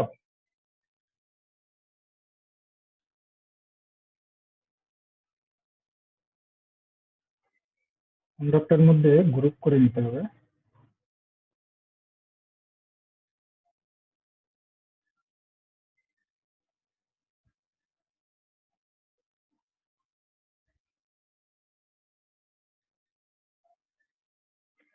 এখন দেখো এখানে যে ডাবল সার্কিট ট্রান্সমিশন লাইন আছে, ঠিক আছে? তো তোমাকে ফার্স্টে গ্রুপ করে নিতে হবে। হ্যাঁ, গ্রুপ হচ্ছে কি যে এই এই সার্কিট এবং এই সার্কিটের হচ্ছে ফেজ এ আর এই সার্কিটের ফেজ এ, এদের মধ্যে কি করতে গ্রুপ করতে হবে, অর্থাৎ এই দুইটা মিলে একটা ফেজ কনসিডার করতে হবে। ক্যালকুলেশন কিন্তু রিপিট হচ্ছে, সেম ক্যালকুলেশন, বাট এক একটা প্রবলেমের জন্য জাস্ট তোমাকে ইনিশিয়ালি কিছু জিনিস তোমাকে গ্রুপ করে নিতে হবে আর কি। ওকে, যেমন ফেজ এর জন্য আমরা কি ধরবো, এ আর মানে স্মল লিটারের এ, বা তুমি এখানে আসলে এ প্রাইম ধরতে পারো, ঠিক আছে? তোমরা হচ্ছে খাতায় লিখে নিতে পারো, নোট করে নিতে পারো, এ আর এ প্রাইম মিলে ফেজ এ, গ্রুপ করে নেওয়া আর কি। গ্রুপ ফেজ এ হবে এ প্রাইম, লিখছো সবাই? এরপরে আসবে হচ্ছে phase B prime, phase C হবে কি সি প্রাইম। মানে ক্যাপিটাল লিটারের ফেজ হবে, ক্যাপিটাল লিটারের ফেজ এ, ক্যাপিটাল লিটারের ফেজ এ হবে হচ্ছে স্মল লিটারের এ প্রাইম, ক্যাপিটাল লিটারের ফেজ বি হবে হচ্ছে স্মল লিটারের বি প্রাইম, ক্যাপিটাল লিটারের সি ফেজ এটা গ্রুপ করা হবে হচ্ছে স্মল লিটারের সি প্রাইম দ্বারা। এটুকু লিখছো সবাই? হ্যাঁ, এই স্লাইড কি দেখা যাচ্ছে? জি স্যার। ওকে, Yes, sir. ওকে। এখন দেখো আমরা হচ্ছে ফেজ কিন্তু এখানে তিনটা আইডেন্টিফাই করছি, ফেজ এ মানে ক্যাপিটাল লিটারের ফেজ এ, ক্যাপিটাল লিটারের ফেজ বি, ক্যাপিটাল লিটারের ফেজ সি। ওকে, আমরা তিনটা ফেজ কনসিডার করছি এখানে, কিন্তু প্রত্যেকটা ফেজ হচ্ছে গ্রুপ করা, A prime B prime C prime. এখন তাই যদি হয় তাহলে হচ্ছে তোমাকে এগুলো তো মনে করো যে নির্দিষ্ট ডিস্টেন্স পাওয়ার পর তো তোমাকে কি করতে হবে, ট্রান্সপোজ করতে হবে। আমরা এখানে যে ক্যালকুলেশন গুলো করতেছি সব কিন্তু ট্রান্সপোজিশন করেই করতেছি, থ্রি ফেজ মানে আনইকুয়াল স্পেসিং ধরে তোমার ট্রান্সপোজিশন ধরে আমরা ক্যালকুলেশন করতেছি। সেক্ষেত্রে বি ইকুইভ্যালেন্টটা কি হবে বলো তো একদম? ডি ইকুইভ্যালেন্ট দেখো 4.57টা দেখো, আমরা ক্যাপিটাল লিটারের এ ফেজ, ক্যাপিটাল লিটারের বি ফেজ, ক্যাপিটাল লিটারের সি ফেজ, তাহলে 4.57টা কি আসবে? D A B, D B C, D C A এবং √3 আসবে। এটা হচ্ছে কি নিউমেরেটরের জন্য ডি ইকুইভ্যালেন্ট। এবং এটাকে আমরা কি বলতেছি? Mutual distance between the phase, ফেজের মধ্যে মিউচুয়াল ডিস্টেন্স, ফেজের মধ্যে মিউচুয়াল ডিস্টেন্স, ঠিক আছে? অর্থাৎ ক্যাপিটাল লিটারের ফেজ এ, ক্যাপিটাল লিটারের ফেজ বি, ক্যাপিটাল লিটারের ফেজ সির মধ্যে মিউচুয়াল ডিস্টেন্স 4.57। আমি কিন্তু যখন বলতেছি তখন কিন্তু তোমাদের যথেষ্ট টাইম দিচ্ছি, তোমরা লিখে নিবা আর কি, ঠিক আছে? সাথে সাথে লিখে নিবা। তাই যদি হয় তাহলে ডাবল সার্কিট ট্রান্সমিশন লাইনের জন্য 4.55 ইকুয়েশনটা তুমি পাবা। এই যে geometric mean distance between the phase, এটা হচ্ছে নিউমেরেটরের পার্ট। বিটুইন দ্য ফেজের মধ্যে যখন ডিস্টেন্স আসবে তখন নিউমেরেটরের পার্ট। তাই যদি হয়, এখন দেখো ডি এ বি, এখন ডি এ বি, তার মানে কি ফেজ এ, মানে ক্যাপিটাল লিটারের ফেজ এ আর ক্যাপিটাল লিটারের ফেজ বির মধ্যে ডিস্টেন্স না? তাই তো? জি স্যার। হ্যাঁ, তাহলে ক্যাপিটাল লিটারের ফেজ এতে কয়টা কন্ডাক্টর আছে? এ প্রাইম মিলে কি 2টা না? দুইটা। হ্যাঁ, আবার হচ্ছে ফেজ বি, ক্যাপিটাল লিটারের ফেজ বিতে বি প্রাইম মিলে কয়টা কন্ডাক্টর আছে? 2টা না? হ্যাঁ, তাহলে তোমার ডি ইকুইভ্যালেন্ট হবে কি ফেজের মধ্যবর্তী ডিস্টেন্স। তাহলে তোমাকে কিভাবে ডিস্টেন্স ক্যালকুলেশন করতে হবে? এই যে ডি এ বিটা, এই ডি এ বি ক্যাপিটাল লিটারের ফেজ এ আর ক্যাপিটাল লিটারের ফেজ বির মধ্যে যে ডিস্টেন্সটা হবে কন্ডাক্টরে, সেই ডিস্টেন্স গুলো কি করতে হবে? পরস্পর মাল্টিপ্লাই করতে হবে। তাই যদি করতে হয় তাহলে ক্যাপিটাল লিটারের ফেজ এর মধ্যে কি আছে? A1 আর A2 আছে। মানে আমি যেটা বলতেছি যে তোমার এ প্রাইম, ওইটা হচ্ছে কি A1 আর A2, বুঝতে পারছো? এরা এখানে বলছে B1 আর B2, আমি যেটা বলছি বি প্রাইম, ঠিক আছে? তো তাই যদি হয় তাহলে ক্যাপিটাল লিটারের ডি এ বিটা কি হবে? এই যে তোমার এ ফেজ আর বি ফেজের মধ্যে দূরত্ব, তাহলে এ ফেজের মধ্যে হচ্ছে কি আছে? A1 আর A2 আছে। তাহলে A1 থেকে B1 আর B2 দূরত্ব, A1 থেকে দেখো B1 আর B2 ডিস্টেন্স, আবার হচ্ছে কি A2 থেকে কি B1 আর B2 ডিস্টেন্স। এটা হচ্ছে ডিএবি। এবং এখানে 4 কেন আসলো? 4, এই 4টা কোথা থেকে আসছে দেখো, M N root M N, মনে আছে? √m n, ওই যে স্লাইড নাম্বার 1 তোমাদের যেটা দেখালাম, √m n মানে কি? যে ফেজ এটা হচ্ছে এন এর মধ্যে আর এন নাম্বার কন্ডাক্টর হচ্ছে ফেজ বি এর মধ্যে। এই জন্য এ ফেজ এবং বি ফেজের মধ্যবর্তী কন্ডাক্টরের মধ্যে যে ডিস্টেন্স আসবে তখন হচ্ছে কি এম এন। তার মানে তোমার হচ্ছে এ সাইডে কন্ডাক্টর আছে কটা? 2টা। আর বি সাইডে কন্ডাক্টর আছে কয়টা? 2টা। মানে B1 B2 আর A1 A2, এই সাইডে 2টা, এই সাইডে 2টা, তাহলে এম এন কত হয়ে যাবে? 4 হয়ে যাবে। এই জন্য এখানে 4 আসছে। এই যে এটা কিন্তু এন স্কোয়ার না, ঠিক আছে? এটা কিন্তু এম এন ফর্মুলা। অর্থাৎ মিউচুয়াল ডিস্টেন্স, মিউচুয়াল কথাটা যখন আসবে তখন একটা ফেজ থেকে আর একটা ফেজের মধ্যে ডিস্টেন্স আসবে। মিউচুয়াল কথাটা যখন আসবে বা জিএমটি যখন আসবে তখন পার্টিকুলার একটা ফেজের মধ্যে ডিস্টেন্স না, একটা ফেজ থেকে আর একটা ফেজের ডিস্টেন্স আসবে। এবং সেই ইকুয়েশনটা 4.54। সিমিলারলি বি আর সি যদি হয়, বি আর সি কন্ডাক্টরের মধ্যে ডিস্টেন্স মানে কি? ক্যাপিটাল লিটারের বি, এদের মধ্যে গ্রুপ কি? B1 আর B2। আর ক্যাপিটাল লিটারের সি ফেজের গ্রুপটা কি? C1 আর C2। তাহলে B1 থেকে C1 C2 আর B2 থেকে C1 C2, এটা এই যে ডিস্টেন্সটা, এবং রুট হচ্ছে কি এম এন, এই যে 4। সিমিলারলি ডিএসি, তাহলে এইভাবে তোমাকে কি করতে হবে? 4.54 ক্যালকুলেশন করতে হবে আগে ফার্স্ট, দেন 4.55 অ্যাপ্লাই করলে তুমি এই কমপ্লেক্স ডাবল সার্কিট ট্রান্সমিশন লাইনের তুমি হচ্ছে ডি ইকুইভ্যালেন্টটা পেয়ে যাবা। ওকে, এই যে ডি ইকুইভ্যালেন্টটা তুমি পেয়ে যাবা 4.57, অর্থাৎ নিউমারেটরের পার্টটা পেয়ে যাবা, বাট ডিনোমিনেটরের পার্টটাও তোমাকে ক্যালকুলেশন করতে হবে। ডিনোমিনেটরের পার্টটা কি? যে পার্টিকুলার একটা ফেজের মধ্যে যে কন্ডাক্টর তাদের মধ্যে যে দূরত্ব, এবং সেটা হচ্ছে তোমাকে কি দিয়ে ক্যালকুলেশন করতে হবে? এন স্কোয়ার দিয়ে ক্যালকুলেশন করতে হবে। এন স্কোয়ার রুট ওই ফেজের মধ্যবর্তী যে কন্ডাক্টর আছে তাদের মধ্যে যে দূরত্ব। তাহলে তাই যদি হয় তো তুমি এখানে দেখো, এই যে এটা 4.56 ইকুয়েশনটা দেখো,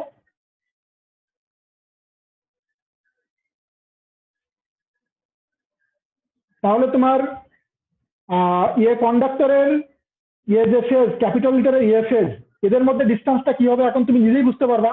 কারণ ক্যাপিটাল লিটারের ইয়ে ফেজ হচ্ছে কি A1 আর A2 দুইটা কন্ডাক্টর দিয়ে কি তৈরি আর কি, A1 আর A2 দিয়ে। তাহলে এদের মধ্যবর্তী ডিস্টেন্স কি হবে?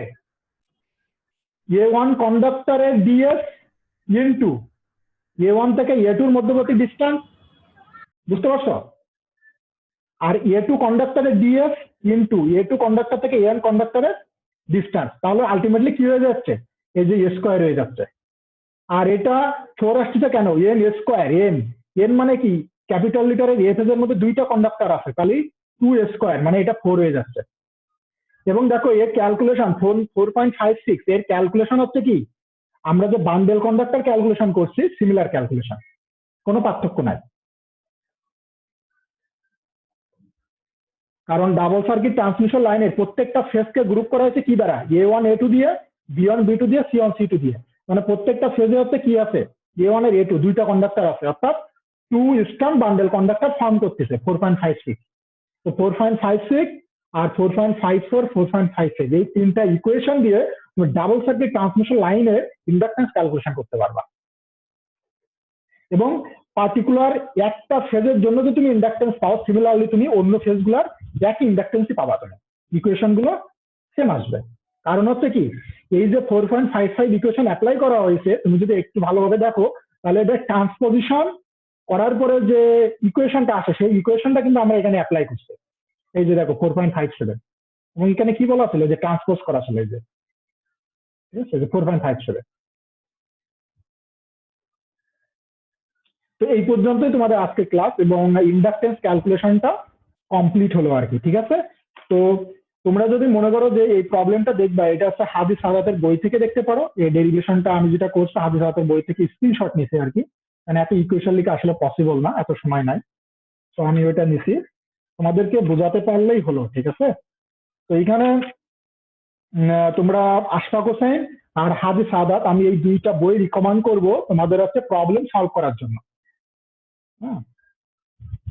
এই দুইটা বই থেকে তোমরা যে প্রবলেম গুলো পাবা, এই থিওরি তো তোমাদের পরীক্ষায় আসবে, থিওরি বুঝলে প্রবলেম তোমরা এমনি পারবা, তো একটু প্র্যাকটিস করো আর কি।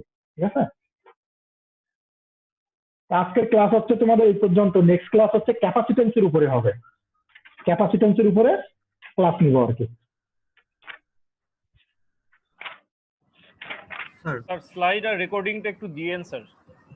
হ্যাঁ, আমি আজকে রেকর্ডিংটা দিয়ে দিব। আমি আসলে নেক্সট দুইটা ক্লাস ওইভাবে আসলে করতে পারি নাই, তোমাদেরকে রেকর্ডিংটা দিতে পারি নাই, আজকে দিব। আজকে স্যার ওই পিডিএফটা আমাদের কাছে দিয়ে দিলে মানে। হ্যাঁ, আমি দিয়ে দিব, আমি স্লাইডে পিডিএফ করে আমি এখনই দিয়ে দিচ্ছি। ঠিক আছে, আমি এখন দিয়ে দিচ্ছি তোমাদের পোস্ট শেয়ারিং। স্যার আশফাক হোসেনের যে